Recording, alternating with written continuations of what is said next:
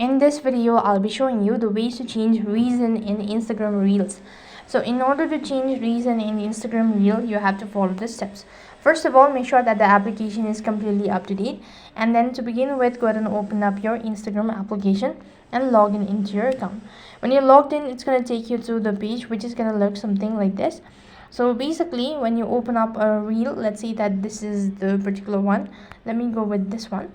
So if you've added a location, then if you go ahead and tap the three dot icon and then go to the edit button, when you do that, you could go ahead and tap on add location. Let me go ahead and add a location for now. And when you've set the location, tap the tick icon, and now you can see that the location has been added. However, to make changes or to change the reason, then do the same procedure, that is tap the edit three dot icon and go to edit.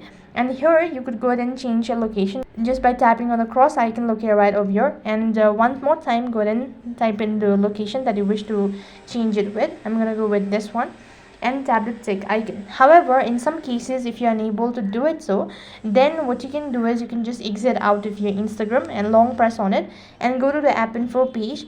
And right on this page, you need to go to permissions. And as you are on the permission page here, you have to go ahead and press on location and make sure to disable the location, or make sure to toggle the button for do not allow.